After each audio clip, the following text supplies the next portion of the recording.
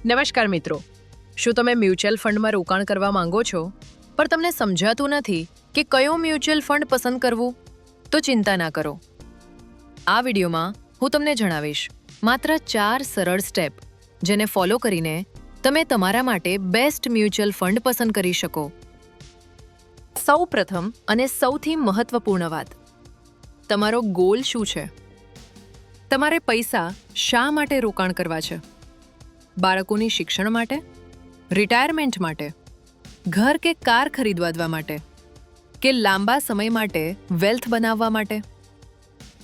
યાદ રાખજો, ગોલ વગરનું ઇન્વેસ્ટમેન્ટ ક્યારેય સફળ નથી થતું. શોર્ટ ટર્મ ગોલ અને લોંગ ટર્મ ગોલ માટે અલગ અલગ મ્યુચ્યુઅલ ફંડ હોય છે.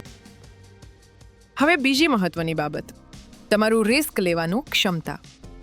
દરેક વ્યક્તિ માર્કેટ રિસ્ક સહન કરી શકતી નથી. જો તમે સેફ પ્લેયર છો તો લો રિસ્ક ફંડ પસંદ કરો. જો તમને થોડું રિસ્ક ચાલે તો મીડિયમ રિસ્ક ફંડ યોગ્ય છે. અને જો તમે લોંગ ટર્મ માટે હાઈ રિટર્ન ઈચ્છો છો અને માર્કેટ અપ્સ અને ડાઉન્સ સહન કરી શકો તો હાઈ રિસ્ક ફંડ તમારા માટે છે.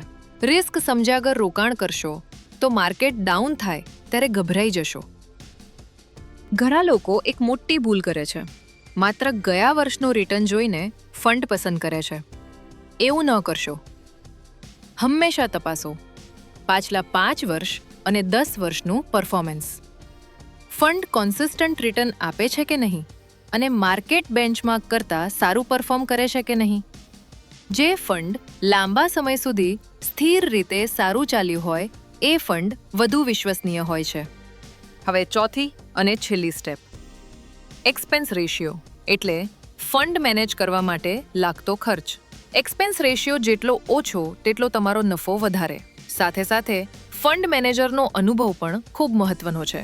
એક અનુભવી ફંડ મેનેજર માર્કેટ ડાઉન હોવા છતાં તમારા પૈસાને સારી રીતે હેન્ડલ કરે છે.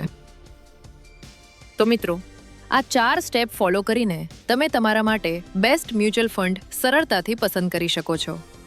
જો તમને આ વિડીયો ઉપયોગી લાગ્યો હોય તો લાઈક કરો, શેર કરો અને આવી જ ઇન્વેસ્ટમેન્ટ માહિતી માટે ચેનલ સબસ્ક્રાઇબ કરજો. Thank you for watching.